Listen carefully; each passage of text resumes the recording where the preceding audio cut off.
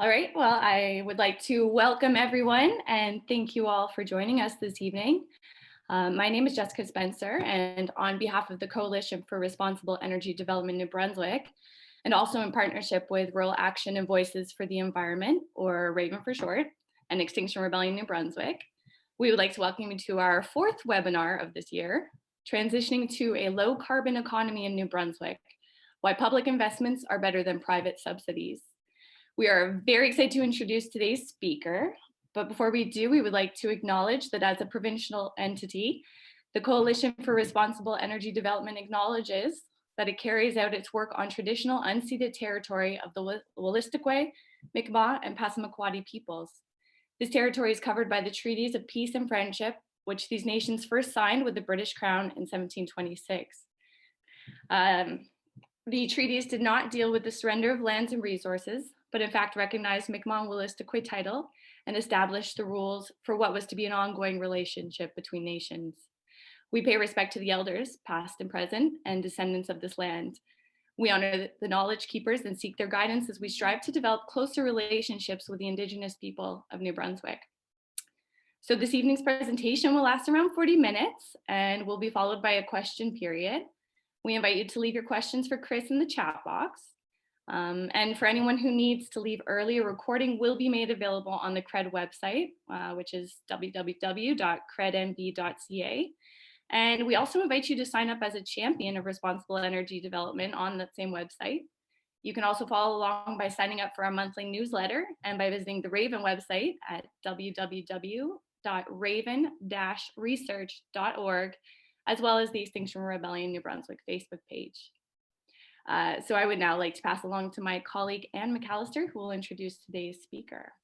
Take it away, Anne. Thank you, Jess. My name is Anne McAllister, and I represent the Council of Canadians, St. John Chapter, on the steering committee of the Coalition for Responsible Energy Development in New Brunswick, or CRED-NB. It's my honor to share some background information about our presenter, Chris Rouse. Chris is the founder of New, Clear, Free Solutions and has been very active in the environmental movement for over 10 years.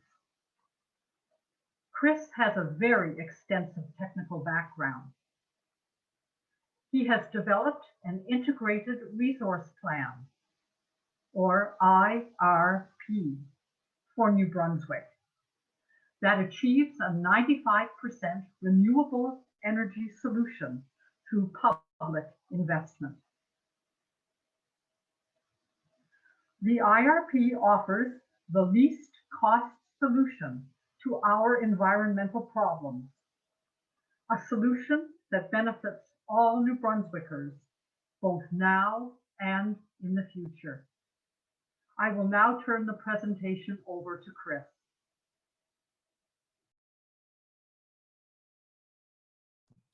Thank you very much, Anne. I'll just share my screen. Okay, excellent. Okay, thank you very much for coming to my presentation.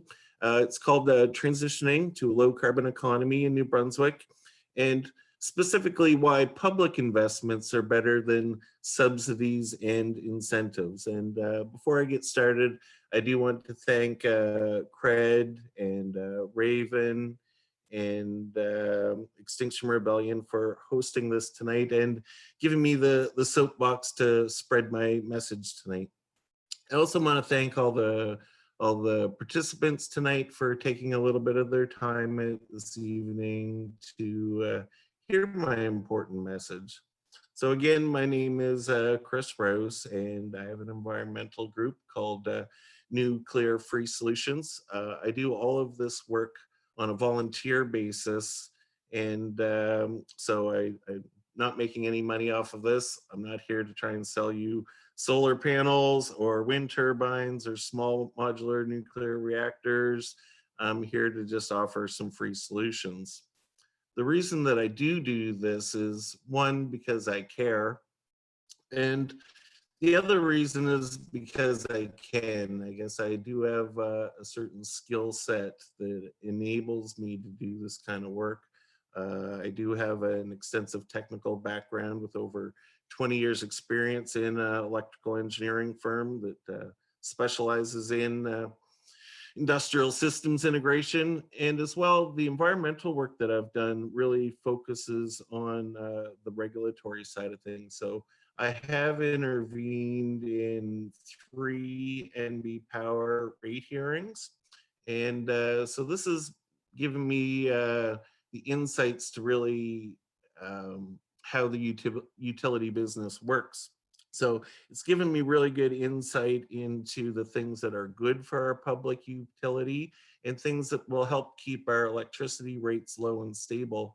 And those are public investments. And it's also given me an understanding of things that aren't good for our utility and things that will unnecessarily increase our electricity rates. And they really are subsidies and incentives.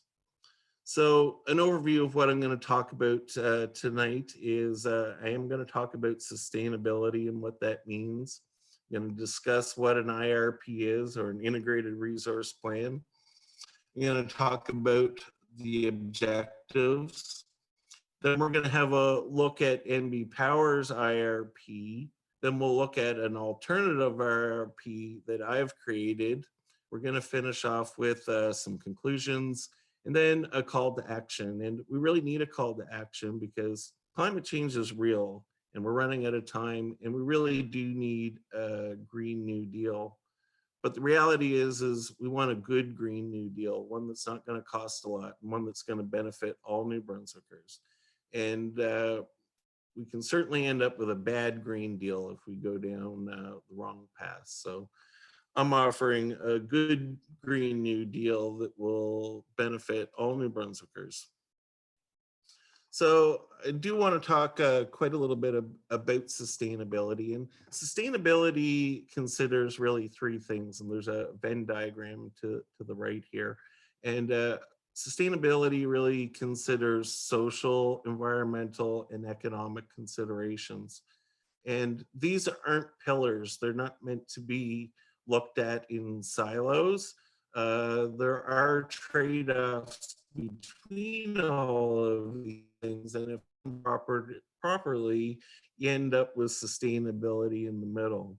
I really like this diagram because it shows those overlapping considerations with these extra terms, bearable, equitable, and viable.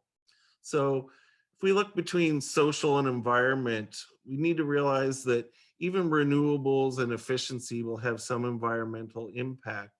And, you know, if we keep going down this nuclear path, there's also nuclear waste that needs to be considered.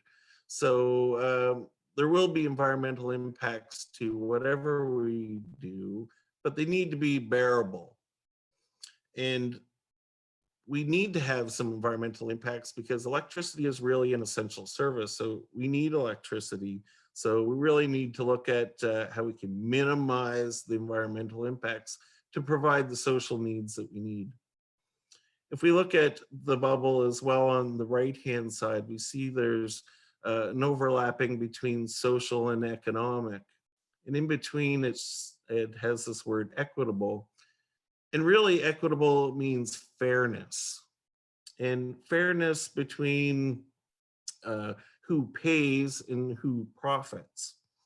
And a really big chunk of that is electricity rates. And electricity rates is something that's often not considered in, and I see in a lot of what environmental groups are asking for. They're not really taking electricity rates into consideration, but they're a really important part.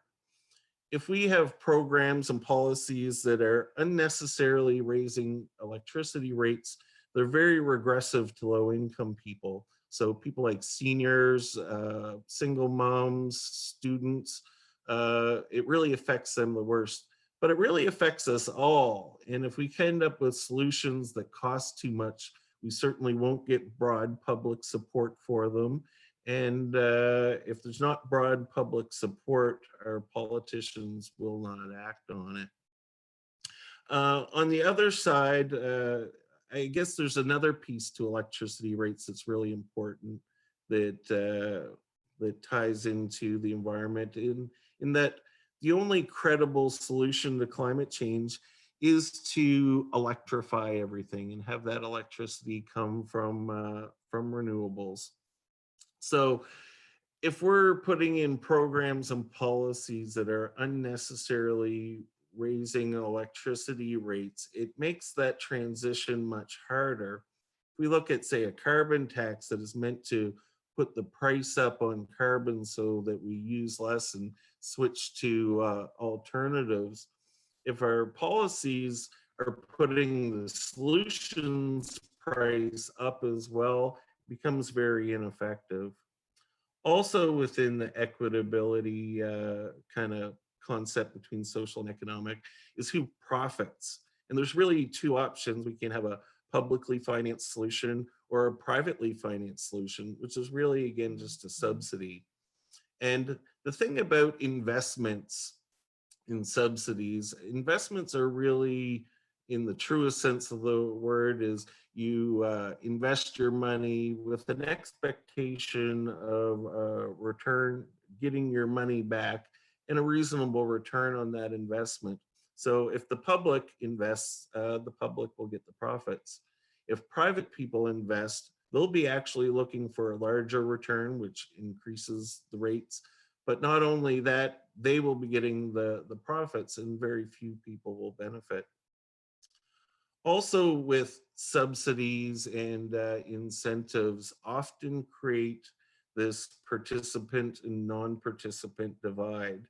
And very often we end up with non-participants paying for participants' programs. And the majority of all of us are going to be non-participants paying for participants' programs.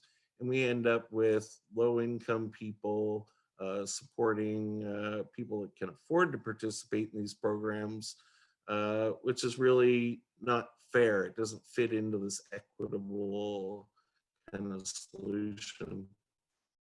I'm also going to talk about what to do with the profits, and that's really important. I'll discuss that later. As well, between economic and environment, we have this word viable. So similar to what I was saying earlier, we can't have a really expensive solution or it won't be socially viable.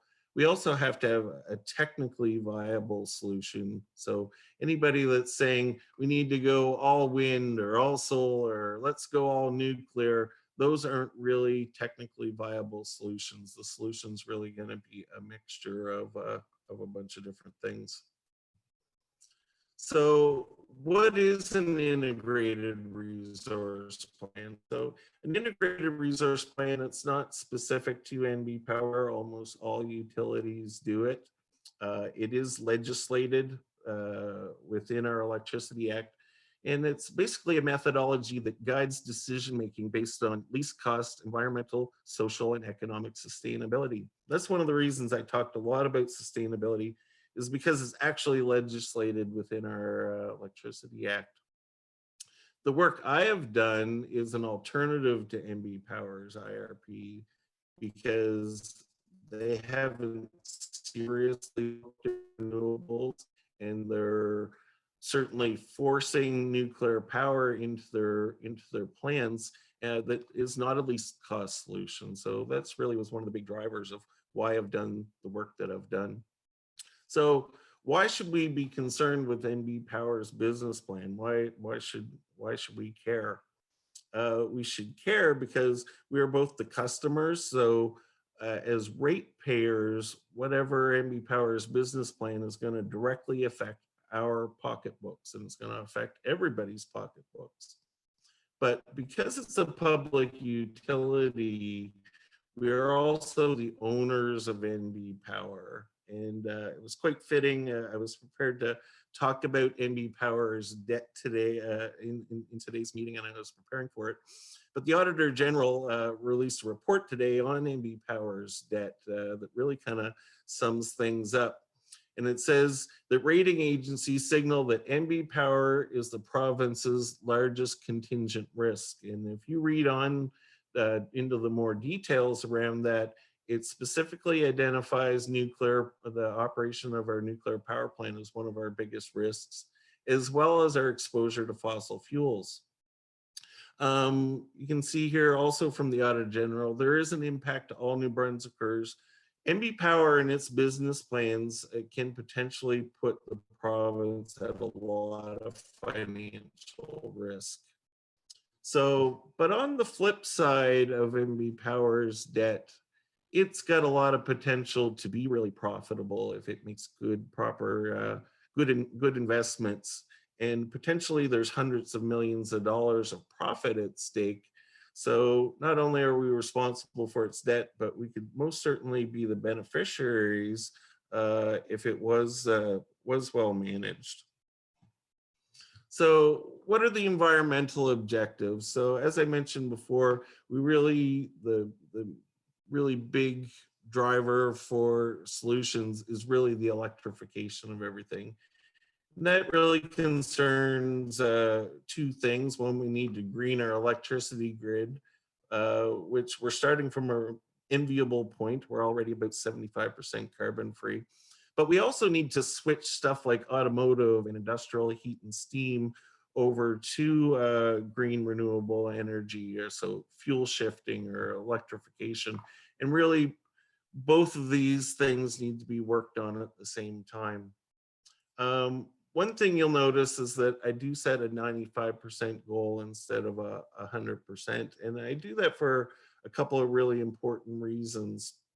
One is the wind doesn't blow all the time, the sun doesn't shine all the time, type of thing.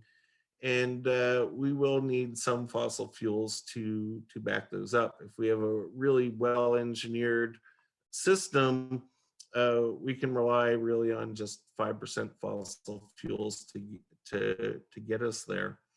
The last 5% is technically doable, but it could be really quite expensive at this point. And we're nowhere near the 95% yet. And by the 15, 20 years down the road, when we're kind of hitting that 95% target, that's really when we should be looking at trying to how we're going to address this last 5%. The technology that's going to be available to us and the costs of that technology are going to be vastly different. There's a lot of people working on that right now, and it's changing monthly. So to kind of plan for that last 5% really doesn't make sense. There's some really impressive work that was done in Nova Scotia by Ralph Torrey that had a 90% target. And so we really need to focus on the first 95%, not the last 5%, because often the wind doesn't blow thing is really preventing us from doing the things that we need to be doing right now. So social objectives. So as the owners and customers of NB, we want clean energy and low rates. And this was a survey done for NB Power's IRP, in which people could put their priorities in all of these buckets. And we can see that clean energy and low rates are really important to New Brunswickers. And I think you can all ask yourselves, do you want clean energy and low rates? You should also ask your question, do you want clean energy and high rates? Because depending on the policies that we put into place, that most certainly can happen. And it's not really a direct result of the cost of renewables. It's really get to do with the policies that we put in place. So what are the economic objectives? So one, we need to pay off our huge NB Power debt, but while maintaining low rates, have a profitable, healthy public utility that's based on renewables. And if we do this, it will benefit all New Brunswickers. And is it possible? Most certainly it is. Just look across the border to Quebec.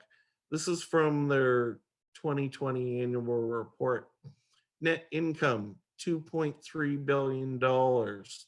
contribution to the Quebec government's revenue, $3.6 billion. Investments in Quebec, so this is their capital spending, creating good private sector construction jobs, $3.4 billion. Their electricity is 99% renewable, and they have the lowest electricity rates in North America. So if we make smart investments, we can most certainly do the same thing. It really is possible. So we'll have a look at NB Power's IRP. So we'll look at the first year. We have this reduce and shift demand program with a capacity of 621 megawatts, which is about the size of a nuclear power plant. These are efficiency subsidies. We can look in 2020, 2021, we have some embedded generation and low res, which are locally owned renewable energy thing. We'll notice that there's very little renewables, and these aren't NB Power owned renewables. These are privatized, and often people, locally owned renewable sounds great, but need to remember that we have a refinery that's locally owned as well. Publicly owned is really much, much better. We have some small refurbishments with our Millbank and St. Rose refurbishments. These are really NB Power's backup generators. It doesn't cost a lot to refurbish them. They very, very rarely run. We do have to deal with MACTQUAC. And then we get more nuclear. I can't believe that we're really looking at more nuclear. One thing is it's super expensive. The other thing is it doesn't even exist. They put in kind really because they're really just PowerPoint reactors. We couldn't build one if we wanted to. Then we get some natural gas and some more refurbishments around Millbank. Another thing to notice in this plan is that we have this really big chunk of capacity that is all retiring in the 2040, 2041 area. And this is a really bad business plan. This deferral is going to cause us a really huge rate increase. This is from NB Power, and it looks at the average rates over the life of their integrated resource plan. And we can see when we get to start replacing all this generation all at once, it's going to cause a really huge rate increase, almost 300%. And that's really ridiculous. And it's a real big FU to future generations. And the way to solve this is to start doing some work on it now.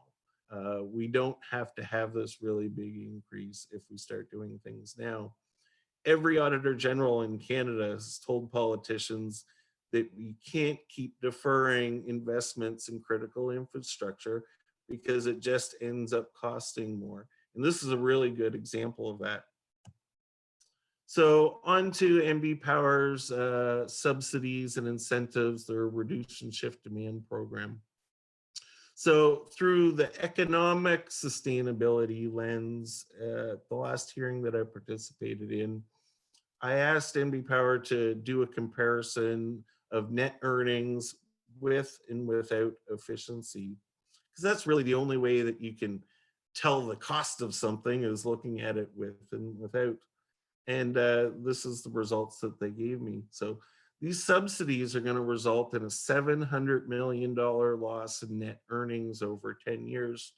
And this is going to cause rate increases. $700 million is a lot of money, especially for a utility that's really struggling financially. And I also got them through the environmental sustainability kind of lens. I asked them to do the same scenario with the efficiency subsidies and without on emissions. And for a nuclear power plant's worth of capacity, we're only going to get a 5% reduction in emissions over 25 years. This is largely because our grid is already really quite carbon free at only 75% carbon free. So using less electricity doesn't always mean less carbon. If you look to Hydro-Quebec, for example, efficiency would have actually zero effect on emissions. So this is a really hard way to get rid of emissions. It's really trying to squeeze blood from a stone. So when we look through these subsidies through the social sustainability lens, I asked for this $700 million in net earnings are going to the participants in all of these programs. So I asked, well, how many people are benefiting from it? And we can see on the right, very, very few people are getting this $700 million benefit from NB Power, while the rest of us, the non-participants, are all end up paying for these via rate increases. Subsidies and incentives don't address the largest barrier to efficiency or solar panels. You know, a solar incentive program would fit directly in with all of this stuff, would have the same effects. So incentives don't really address the big barrier. Nobody has the upfront costs. The way that these programs work is that you need to have all the money upfront. You do the program, and then NB Power gives you a big chunk of the money back. Most people don't have the thousands of dollars to participate in these. So not only is the $700 million going to a very small amount of ratepayers, it's generally going to people that have the money to participate in them. So it's really unfair. We end up having single moms and seniors paying for somebody's brand new home to put fancy windows into it. And they're really not fair. Back to the equitability part of this. It's just really not fair that that happens. So there's these issues that I just looked at these programs of subsidies with their efficiency programs. And does that mean that we shouldn't do efficiency, or does that mean that we shouldn't have solar programs? No, we most certainly should. And I think if we do public investments rather than subsidies, we can actually do more of these things. So these are the programs that I did analysis on. So the first 5 are actually fuel switching type incentives. And this is where an incentive can actually be an investment. A subsidy is always going to be a subsidy, but an incentive can actually be an investment for NB Power. All of these things, the EV car incentives, school buses, normal buses, electrode boiler to get industrial heat and steam onto electricity, they're all going to increase NB Power's sales. So all of these incentives end up getting paid back through increased electricity sales. For efficiency and solar programs and that type of thing, we can most certainly do on-bill financing. And NB Power had a Dunsky solar report done that showed that if they finance putting solar panels in somebody's house and it's paid back on their power bill, that they can actually make some money off of this. They can do the same thing with efficiency loans. There's 2 programs with heat pumps that happen. They happen both at the same time. NB Power had a subsidy giving away money, not getting anything back. St. John Energy did a heat pump leasing thing. NB Power had to cancel its because it was too popular and costing too much money. St. John Energy's program of the heat pump leasing is actually still going on, and it's made it accessible to everybody. Not very many people could participate in NB Power's thing because they didn't have the extra $3,000 to invest in the heat pump. So instead of losing $700 million with an average return of 5.6%, which is their cost of capital right now, NB Power could potentially earn $1.8 billion and address all these fairness issues with these types of programs. So into the IRP that I've developed. It's really an investment plan, and it's really 3 steps. Tax the problem, carbon, not necessarily to change people's behavior, but to raise capital. And this step is actually the least important. And if somebody wants to ask me about it afterwards, I'll certainly say the different ways we could do this, but we're going to tax carbon. Step 2, invest in the solution. So we're going to have these public investments into renewables and efficiency. And step 3 is really key. We're going to take the profits from that, and we're going to keep reinvesting them. And people might recognize this as compound interest, or how your RSPs work, and it will compound and it becomes an exponential function. So I show the first couple years of my plan and really what that looks like. So we take the carbon tax, we invested into some renewable energy, hydro. The investment into renewables, the investment is actually going to be displaced fuel and purchase power costs. So we're going to reduce our carbon, the fuel that we're going to do. So this investment will reduce NB Power's fuel and purchase power by $24 million a year. So next year, we have the carbon tax plus $24 million to make an even larger investment. The year after that, we'll have $49 million, and we'll have $77 million, $107 million, and it becomes a self-sustaining program.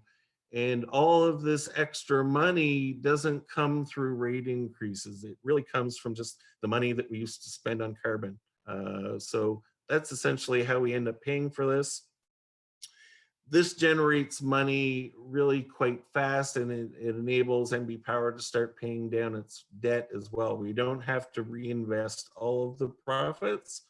It's important that we make good investments up front, and for the first few years, we keep reinvesting everything. But really within 4 or 5 or 6 years, we can actually start taking some money out there to start paying down some debts and whatnot.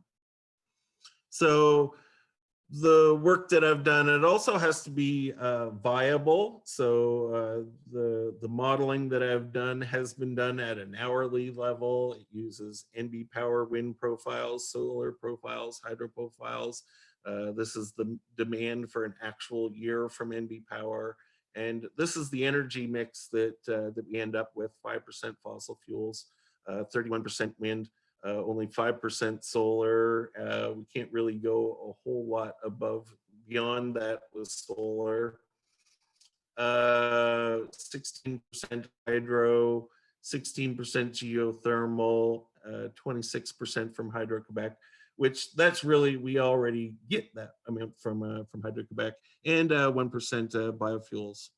So let's look at the bottom line between NB Power's plan and the alternative. And we look at NB Power's 2014-15 annual report, which is what I based all of my modeling on. They earned $73 million. If we finance this public investment into renewables and pay down our debt and reduce all this fuel and purchase power, NB Powers potentially can make $693 million per year. That's really only about a 5 or 6% return on an investment. That's a lot of money, and this can be paid out in a dividend to the province that can help fund our health care, education, all kinds of things. We're not a very wealthy province, but if we invest in our own renewable energy resources, we can significantly profit from them, just like Hydro-Quebec did. So this is really what New Brunswickers asked for. So I did do a quick sensitivity analysis that looked at my scenario of 95% renewable. I looked at just using natural gas instead, and I looked at a nuclear option. And renewables are the most profitable, which means it is the least cost. I also did a sensitivity analysis around privatization, that NB Power doesn't own all the renewables, and we continue down like these low res programs and the wind farms that we already have that we don't own. And this is the single biggest thing that really affects NB Power's profits, because private industry is getting the profits instead of us. A lot of people talk about NB Power's debt, and we don't actually have a debt goal. We have a debt to equity ratio. And they also did a modeling that we have a 20% equity goal that's legislated in our Electricity Act. And even if we go down that route of 80% debt financing, we can still earn $306 million. So privatization is a subsidy. Privatization will raise our rates. Privatization will reduce our profits. Privatization will benefit very few people. Public financing, though, will still create many private sector jobs. NB Power is not going to do the construction on this. They don't build or install solar panels. There will still be lots of room for lots of private sector, locally owned companies like MGM Solar that can install all of this stuff and certainly create lots of really good jobs, as well as creating lots of really good NB Power jobs, good union jobs. I can't think of a better job in New Brunswick than an NB Power job. So in conclusions, not all green policy is created equally, especially when we look at incentives versus investments. Investments will benefit all New Brunswickers. Investments will keep power rates low and stable. Investments will pay down NB Power's debt and make it profitable. Investments will reduce our carbon emissions. And investments will create many jobs in both the public and private sector. So a call to action. We really need to lobby all political parties and NB Power for investments rather than subsidies. If there are any politicians here tonight, or if they do happen to listen to the recorded version, this is an election winner. Often elections in New Brunswick are won and lost on energy issues. And if there was a political party that was presenting this plan, I would most certainly be their #1 fan, and I'm pretty sure they would get elected. The other things that we can do is there is a rate hearing coming up in October 2021 in which we are looking to intervene again. And if anybody's interested in signing on or helping out in any way, they can certainly get in contact with us.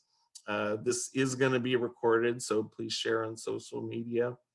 And I just want to say one last thing before I go, that New Brunswickers are really powerful when we all ask for the same thing. When we all say, stop fracking, we're successful. When we all say, don't sell NB Power, we're successful. And a lot of the issues around the environment is we're not asking for the same thing. There are a lot of people asking for privatization. There are a lot of people asking for incentives and subsidies. But if we all ask for the same thing and say, we want public investments, then I'm quite sure we'll get it. So anyways, thank you all very much for listening to what I had to say. And again, thank you to CRED, Raven, and Extinction Rebellion. Thank you very much. That's great. Thank you so much, Chris. Just want to make sure everyone can hear me now. So thank you, Chris. You've definitely left us with a lot to think about. So before we move into our question period, which should run for the next 20 minutes, we've got time to go over. But for those of you who need to leave, I just want to take a moment to thank everyone again for joining us and to remind you that we will have a recording. It'll be made available on the CRED website at www.cred-nb.ca. And once again, we invite you to sign up as a champion of responsible energy development on the CRED website. And you can also follow along by signing up for our monthly newsletter and by visiting the Raven website at www.raven-research.org. And of course, as Chris mentioned, please check out his website at www.newclearfreesolutions.com, and those will be made available in the chat. So we've had a lot of really interesting questions come up. Okay, so we'll start off here. We're wondering, how is your energy plan different from plans that other environmental groups are proposing, and why did you choose the energy mix that you did? And if you want to address as well what the technical limitations of these are.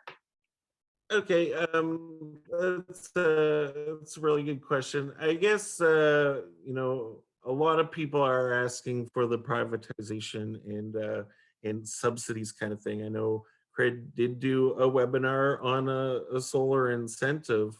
And so there are a lot of people asking for those kinds of things. And I think that's one of the big differences.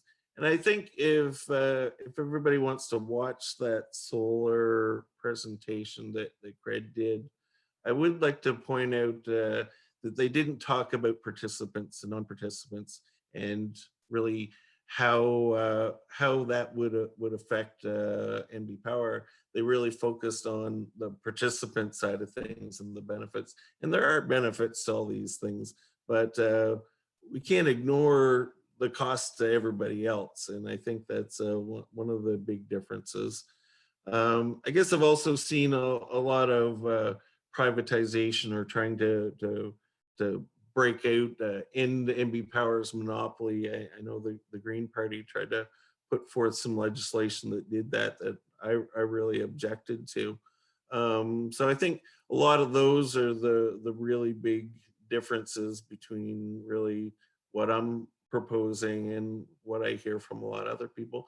There are a lot of similarities though. Like I said, the Conservation Council has recently done some really good work, and there are some subsidies that I do agree with.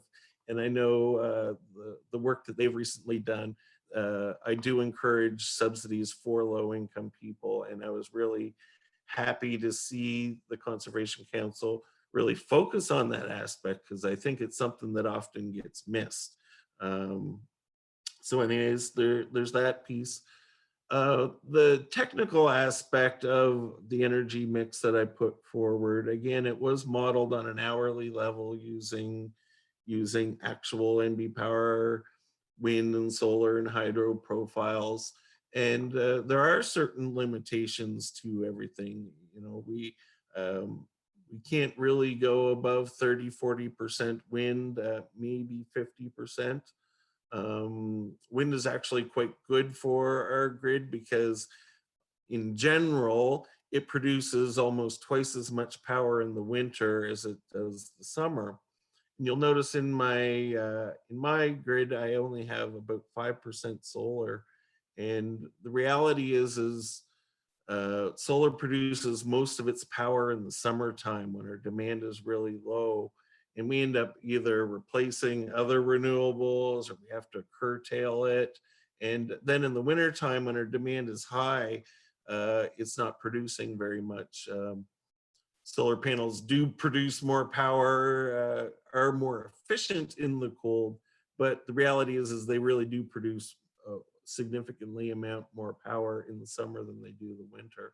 So a lot of those were kind of the big considerations that I took into place. And this wasn't the only option that I looked at. I did look at adjusting the model around quite a bit. And really, this is probably one of the least cost solutions. Okay, great, thank you. And next question, we're wondering, how does your plan address NB Power's practice of generating excess power to sell to the US to increase profits to pay down the debt? It's a really good question. One I'm very happy that got asked. Currently, the energy that we're selling down to the US is we're running our coal-fired power plant in the summertime when we don't really need to do it because we can make a little bit of money off of it. I actually asked NB Power to look at a scenario where we turn Beldoon off in the summertime and we don't get these export sales from it. And it reduces NB Power's emissions by a third.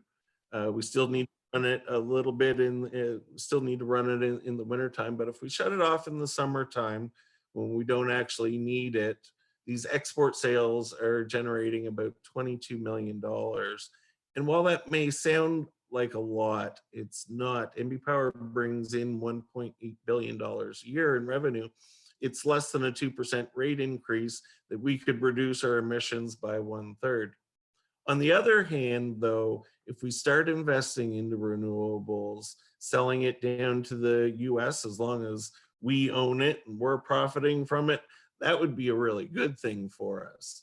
There was some plans that luckily didn't go through recently, where we were going to have a bunch of private investment into wind to sell down to the US, and that wouldn't have been good for all of us. So export sales, I guess, potentially can be good. I don't really think what we're doing right now is good. I would rather pay an extra 2% on my bill to have this really significant reduction in emissions. A 2% rate increase for a 1/3 emissions reduction that we can do today is, we should be doing that. It's a very good point. I have a question here from Anne. She's asking, does 75% carbon free include nuclear? Like you were saying, we're already 75% carbon free. And if so, is a lot more power needed in order to eliminate our nuclear reliance? Yes, that's another good question. We are about a little over 40% renewable energy, but that does include imports from Hydro-Quebec. As far as the nuclear thing goes, I'm not suggesting that we shut down Point Lepreau. We've certainly don't want any more new nuclear reactors, but if we go at this in a responsible way, we can certainly phase out nuclear. We have time. It's not scheduled to retire till 2040. So we certainly have time to build up our renewables and do it responsibly. I know Germany, after Fukushima, they immediately shut down a bunch of nuclear reactors. And they really did have a big emissions reduction. It didn't last super long though, and they have brought it back down. So getting rid of nuclear does pose its challenges as far as carbon, but it certainly can be done responsibly. Okay. I have a question here from Sarah. She's asking, what do you see as the best way to handle the aging of Mactaquac, seeing as it's going to be very expensive? That's included in the cost of my plan. It can certainly get paid for the same way all these other renewables are going to get paid for. If we start investing in wind power and solar power and geothermal, again, that will displace fuel and purchase power costs. NB Power's fuel and purchase power cost is anywhere between $600 and $800 million a year. As we put renewables on, it will displace that cost and will enable us to refurbish Mactaquac, and it is costed in my plan. That's great. And we had a question in regards to the recent announcement of investment in small modular nuclear reactors for UNB as a backup to other renewables. And we left a response in a video that CRED had presentation that CRED had given quite recently, and we'd just like you to speak very briefly on why are SMRs still a bad choice then? Nuclear isn't a solution to the problems with renewables. Nuclear is a base load thing. It's the first thing on the thing. It's not going to address that last 5%. To run a nuclear reactor at 5% capacity would be crazy expensive. Again, these nuclear reactors don't even really exist. They're PowerPoint reactors at this point. We really don't know the costs of them. And the reality is this problem of the wind not blowing and the sun not shining all the time isn't just a renewables problem. Point Lepreau is shut down right now. It's been shut down for a whole month in the middle of the winter when we need it the most. So these problems of that people put on renewables exist for all generating assets. Interesting. Okay. I have another question here, and I hope I don't mispronounce this, but I believe Daisha has asked, what is the best alternative source for peak hour demand? She says, from my understanding so far, fossil fuel or nuclear power is the way unless consumer behavior is changed drastically. So an alternative source for peak hour demand. Again, nuclear power is baseload. It really does nothing for peak load. Nobody's turning on a nuclear reactor for a couple hours. It just doesn't work that way. It doesn't do that.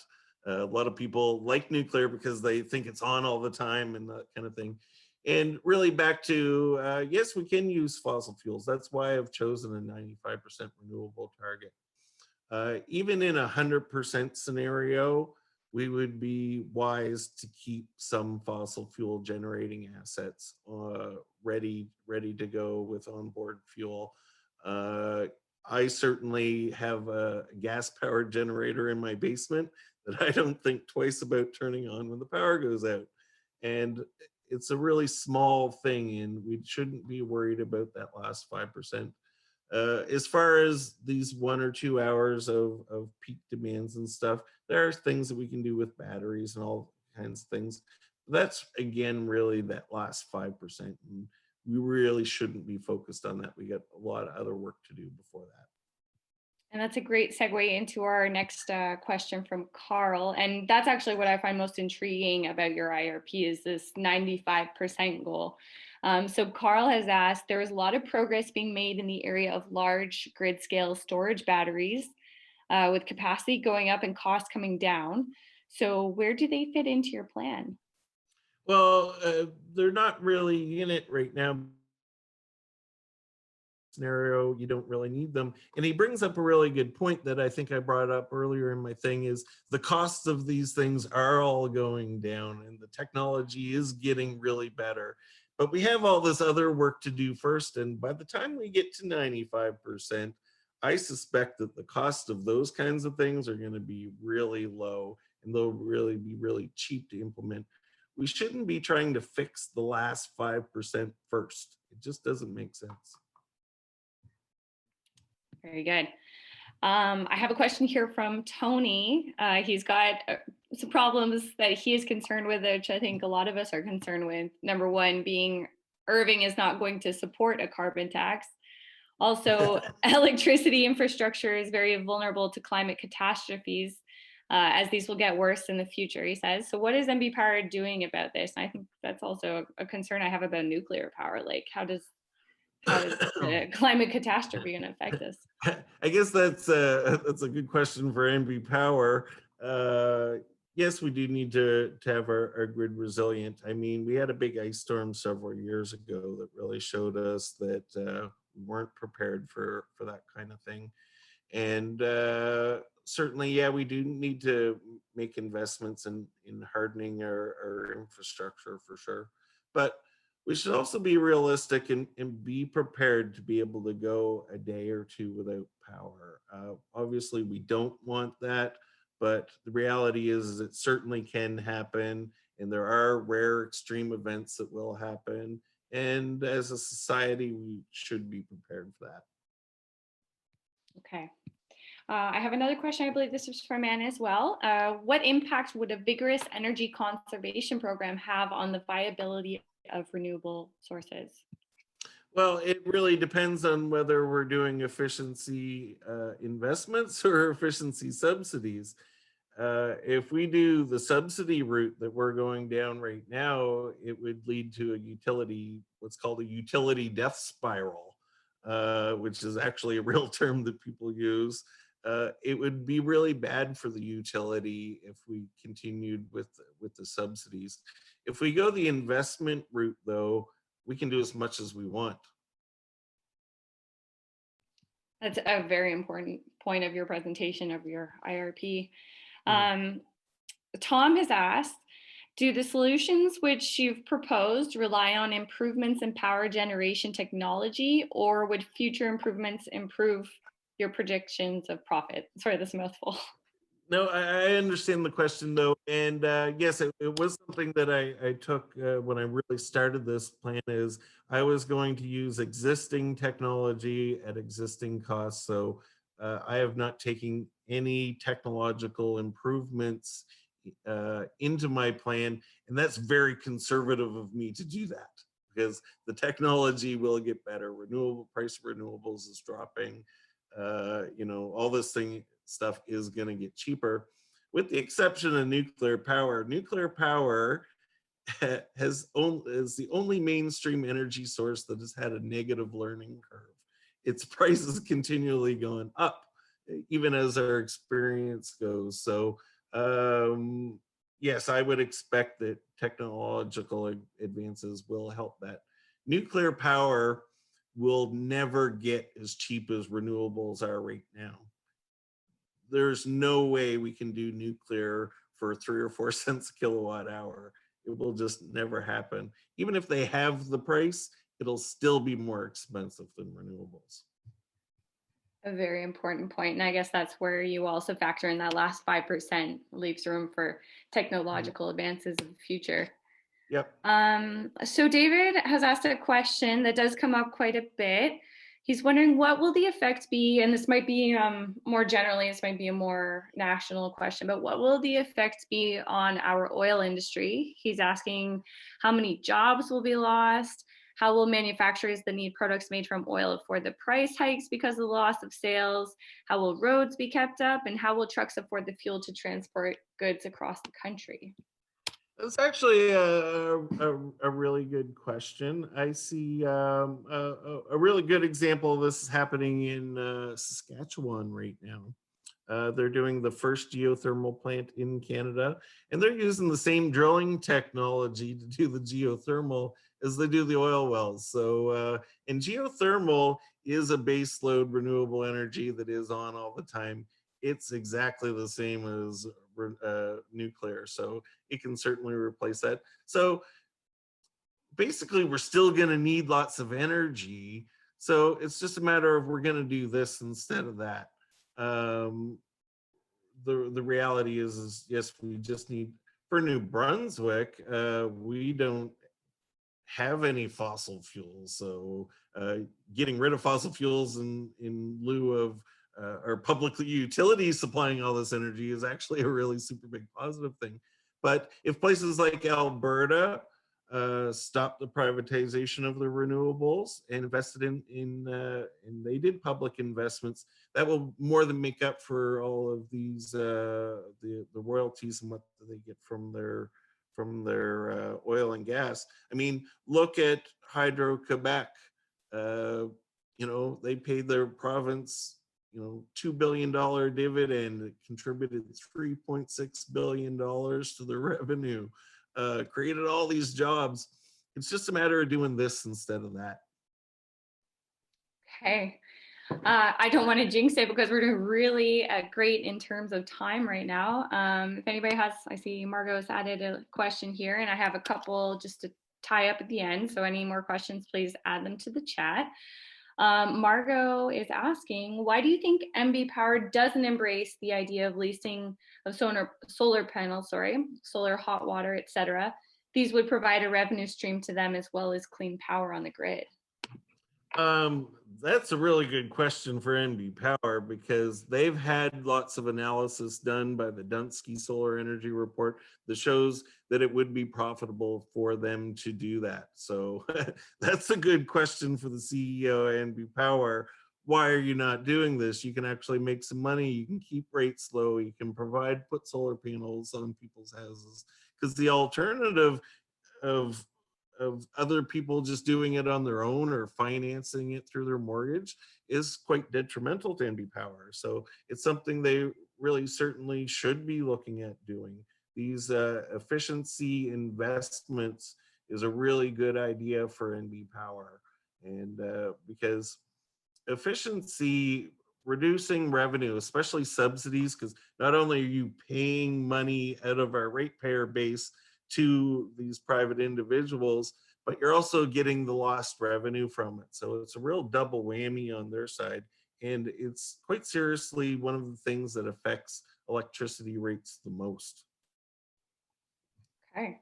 Yeah, so this would be a great opportunity to take a lot of these questions and turn them around and send them to NB Power and to our Yeah, elected representatives. if I was in charge, yeah, we would have these programs. Okay, so I'll tie it up with my last couple questions. We're at 8 o'clock and we still have 60 participants. That's really fantastic. Thank you everybody for sticking around. We had a question that was emailed into us asking what steps would be required for New Brunswick to make the transition to a low emission economy. So I guess kind of like a summary. Public investments in renewables and efficiency. Easy peasy. And I have one final question. This is something that really stood out to me because I was interested in these municipal energy projects. And I was just wondering if you could elaborate a little bit more on why you support provincial publicly owned utilities versus these local municipal energy projects. Well, one thing is municipals, they really can't afford to do this. If we were to give them part of the grid, it wouldn't be fair to all the other municipalities to give them a free chunk of NB Power's grid. There is economies of scale as far as costs go. Do we want to have 20 CEOs in New Brunswick for power utilities? One's enough, I guess. We can do community projects though, and there's actually NB Power, I'm really quite impressed. It's a really good model, is the Shediac model, where NB Power put up a solar farm. They own the solar farm. They get some federal money. They're selling the power to a provincial thing. It got huge community buy-in.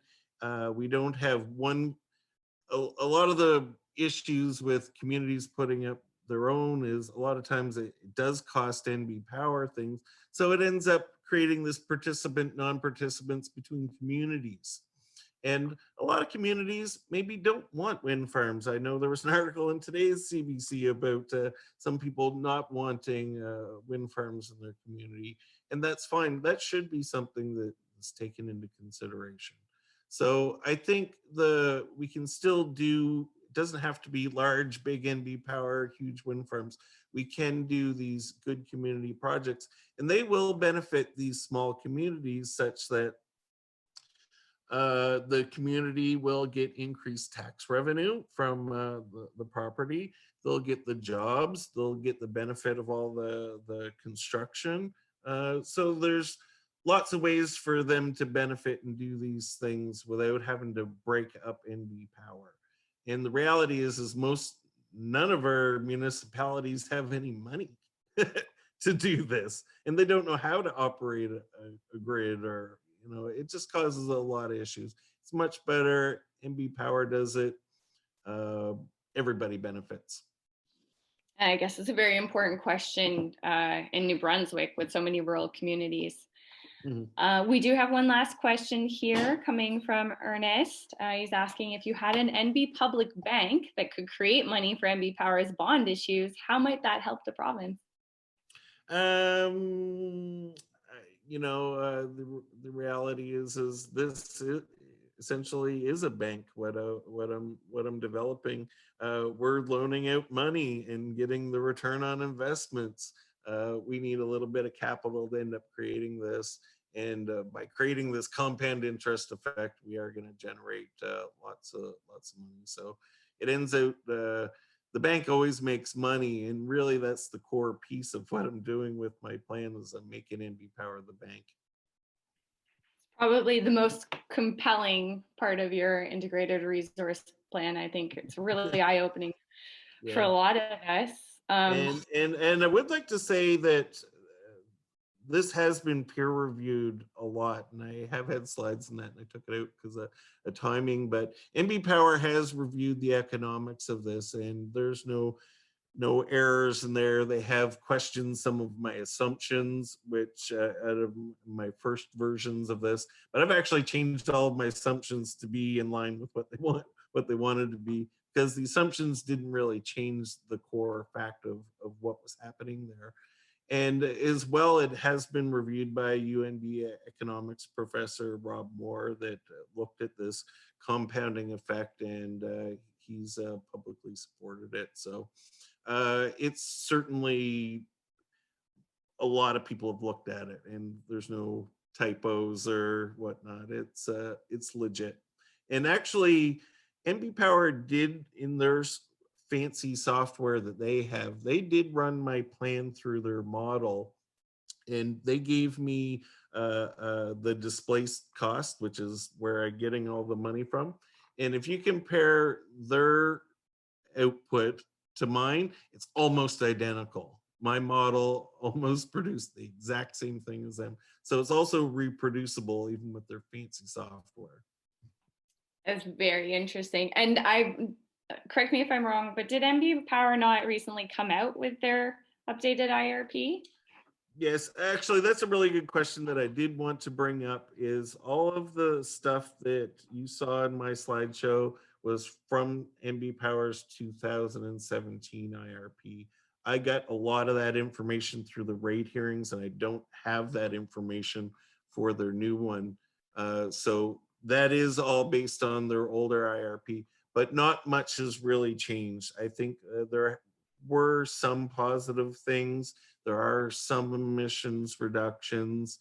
They have 200 megawatts of wind in the last year of their plan, 20 years from now. So not much has really changed. So the reality is, yes, they do have a new plan, and we are going to look to intervene at the EUB hearings. The EUB does have the ability to force them to look at different things and include more information. So, and you will keep us updated with that yes. in the future on your website? Mm-hmm. Great. Okay, well, we've done incredible for time. So just checking the chat box, we don't seem to have any more questions coming in. But I would like to thank you all again, to everyone who joined us this evening, and to those who will be watching the recording. And I'd like to give an extra special thanks to Chris for your incredible research and work, and for your tireless efforts towards the responsible development of renewable energy in New Brunswick. I've seen your presentation a couple times now, and every time I learn more about your IRP, I really feel much more confident in New Brunswick's ability to be able to be a leader in transitioning to a low carbon economy. So to learn more about Chris's IRP and to follow along, please visit his website at www.newclearfreesolutions.com. That's NEWCLEAR, free solutions, really clever title. And again, we invite you. What's that? Sorry. Do you want me to send you a copy of my presentation so you can put it with it all? I'll put it on my website as well. I'll make it into a PDF. So that would be really great. We had some questions about that, and again, we invite those who have joined us to sign on as a CRED champion on the CRED website. This video will be made available sometime this week. Please share it with all of your friends, family, contacts. And we look forward to hosting many more exciting webinars this year, and we hope that you all join us again next time. So thank you, Chris. Thank you, everyone, and have a wonderful evening.